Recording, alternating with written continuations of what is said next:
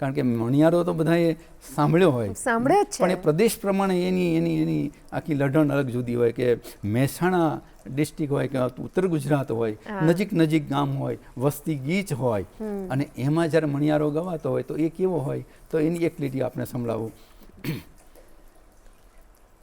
એ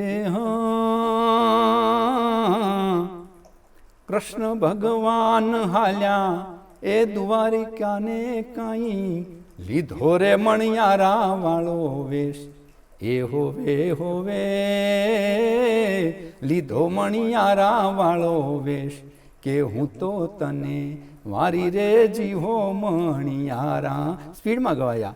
મણિયારો એટલે જે ચૂડલીઓ બનાવનારો એ આવ્યો હોય અને એની વાત એ આ ડિસ્ટ્રિક્ટમાં ગવાતું હોય, ઉત્તર ગુજરાતમાં થોડી સ્પીડમાં ગવાય, અને પછી તમે ધીરે ધીરે ધીરે આલ્હારમાં જાઓ અને એ તરફ આગળ વધો સૌરાષ્ટ્રની તરફ, તો એ મણિયારો આપણા મહાન ગાયક પ્રફુલ્લભાઈએ ગાયું ને એની એક કે હા મણિયારો તે હાલું હાલું થઈ રહ્યો રે મારો મણિયારો તે હાલું હાલું થઈ રહ્યો રે મારા દલડા ઉદાસીમાં હોય રે, છેલ મુજો હાલારી મણિયારો, કે બેણ મુજો પરદેશી મણિયારો.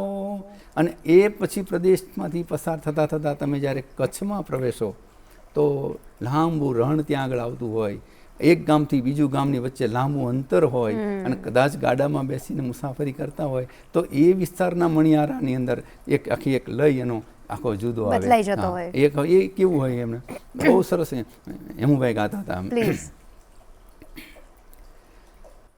ઊંડા રે રણમાં ઉડે ઝીણી ખે,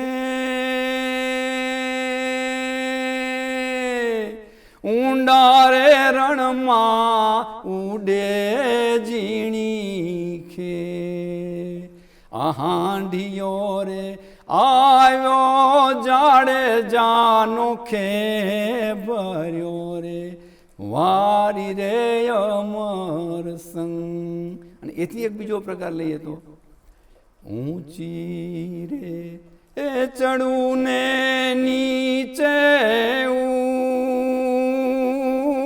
ઉતરું, મણિયારા જોવું રે એ જોવું રે તારી વાટ, મણિયારડો રે જીયો ગોરલનો સાયબો રે, એવા કડલી મૂછ વાળો રે મણિયાર. આ આપણા લોકગીતો છે.